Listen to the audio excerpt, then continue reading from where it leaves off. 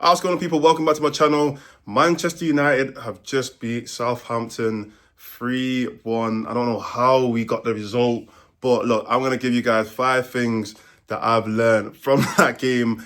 Flipping. Honestly, I'm still surprised how we even won. Never mind 3-1. How did we win that game? But I guess the first thing that I'm going to talk about is the reason why we won the game. AMAD Diallo. I mean, what more? Oh, sorry about that. What more do I have to say? I mean, a hat-trick. Not many players get hat-tricks, you know. Apparently Rashford, not apparently, this is true. Rashford's never had a hat-trick in the Premier League. But it's not to make it about Rashford or anything, but it just goes to show it's not an easy thing to do. Amad Diallo got a hat-trick. It's literally the only reason why we won that game. Let's be real. We would have not won that game any other way. He is by far our best attacking player. By far. You know, as a footballer, you can, say Manu and all these other players are good, but in terms of being a goal threat, in terms of being an attacking threat, in terms of creating chances, scoring goals, nobody else in our team is even close to Amad Diallo. He is levels above what we already have. And hopefully we can bring in players that can, take the pressure off him a little bit. How many times this season has he saved us? How many times the Liverpool game he saved us, the City game he saved us, multiple times this season, Amad Diallo has come up with big goals. And look, it's hard to even, I don't even know what else to say, because I've been saying the same thing all season. We've been saying the same thing about Amad Diallo, what he's good at and what he's capable of. And he has to constantly show it every single game, because if he doesn't do it, nobody else does. So the first thing is Amad Diallo, absolutely amazing. Second, why can't we keep focus? The team, for some reason, we've had 2 of our most difficult games of the season against Liverpool and Arsenal. Probably our 2 best results, including the City game, but 2 of our best results in our past 2 games. We come up against Southampton, you're thinking, you know what, bottom of the league, rock bottom, not even close to relegation battle. They've won 1 game in the Premier League all season. We're at home. We've had a whole week we've had quite a while of rest, time to train and whatnot. And they're coming out and they're playing like they've had no sleep. They play 6 games in a row, 6 days in a row. Why can't the team stay focused? And I don't know. To me, it's a weird conversation, because I know a lot of people after this game are going to be like, the players are not good enough. The players are this, the players are that. In my opinion, yes, it is the players. You have to look at what the players are doing, because Amorim actually changed the game and was probably the biggest reason, other than Ahmad, probably the biggest reason why we ended up winning, because of how he changed the game and the plays that he brought on, and how he managed it in game. But in my opinion, the players, I can't give the excuse of the players ain't good enough. The players are not good enough. The players aren't good enough. If we get in new players, we would have won that game. No. You're trying to tell me that these players that were on the pitch today were not good enough to beat Southampton?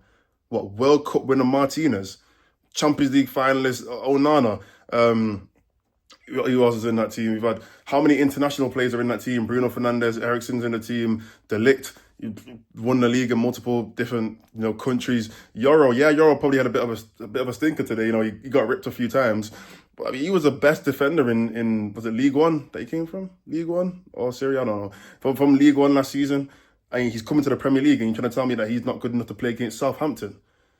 Kobe Mainoo, one of the best young players, according to the Ballon d'Or, one of the best young players in the world. Who else is there? All of these players in the team, they have the ability. You cannot tell me that these players don't have the ability to be able to beat Southampton. But for some reason, the mentality when they're coming into games like this is so poor. It's terrible. They treat these teams like it's a training session.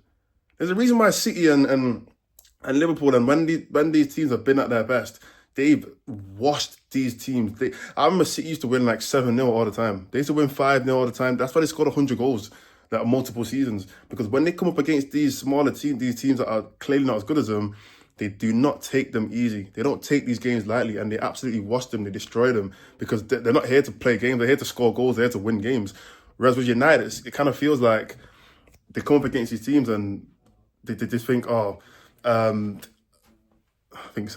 think the rest of the United Sun team are here, so I'm about to go record in a sec. But they just can't take it easy. I don't know. I think it's a mentality thing, and they need to do a lot better. The third thing I want to talk about is actually Leno. Now, he did have a bit of a bad game today. I'm not really going to get onto him too much, because he was coming up against a very quick winger, and I'll be honest, he was getting cooked. He was getting cooked. And the only thing I will say is, people are saying, oh, Maguire would have done better. Would he? Like, would Maguire done better? But he would have done better in that position because he was getting ripped for pace. Like, it was a pace thing. He was getting past him. He was running past him, and it was like, maybe a bit of experience would have helped him to be able to slow the player down and make sure he's in the right position. You know, taking 2 yards back, knowing that you're not as quick as this winger, and just manage the game a little better. But Euro did have a very difficult game, and look, I'm still a big Euro fan. I think he's amazing talent. You know, for his age, he's got amazing confidence, super mature. But today was a difficult game for him. Difficult game. And he's going to learn a lot today. He's going to learn a lot about not just playing for United, but these kind of situations, these high pressurized situations where we're down 1-0, you know, how to kind of manage himself a bit better. He played the whole game, I think. I can't remember what the subs we made at the end, but he played majority of the game. You know, he didn't get brought off early. And you know what Amram's like. If you're having a stinker for United, Amram will bring you off very quickly. He's not afraid to do that. But he kept Euro on because I feel like he has a bit more confidence in him, and he knows that Euro's not a bad player. You know, he's just having a bit of a difficult game against a very quick winger, and that winger did come off the pitch. So after he came off, Euro's game was a little bit easier, and he managed it a bit well.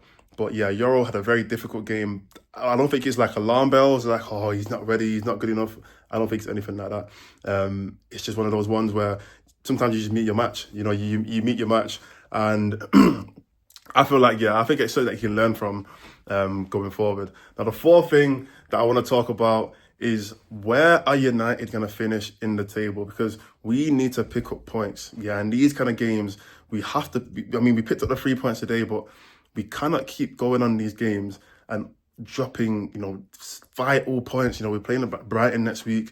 It's a bit peak because the teams that we need to pick up points against are teams like Everton, are teams like Wolves, are teams like, who else is near us? Crystal Palace and the Brentfords. These are the kind of teams that we actually need to pick up a lot of points against.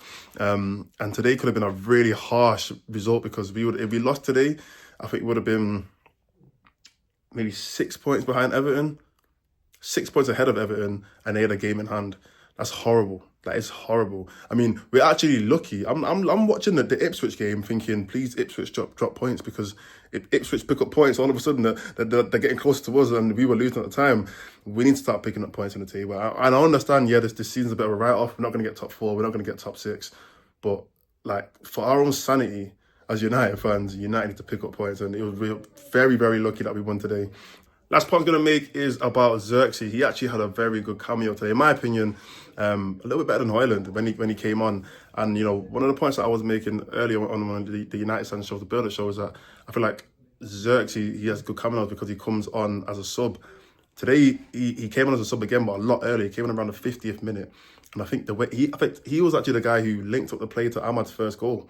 And it's looking a little bit more like Xerxes could be potentially, for now anyway, our number one striker, because Haaland is struggling a lot. And I gave Haaland the benefit of the doubt because he's playing against Arsenal, Liverpool, etc. But Xerxes is putting in decent performances. You know, he's linking up play very well. He's getting a lot more involved. Yes, he's not scoring a lot of goals, but he's helping us to play better. You know, his link-up play is improving the way we play. So Xerxes, great cameo. Hopefully he can carry it on. You know, hopefully he carry on going forward. But I really want both of them to be doing well. I want them both to be having good performances and it be more of a competition, more of a battle. Right now it's kind of a battle of who's not the worst. I want it to be a battle of who's the best.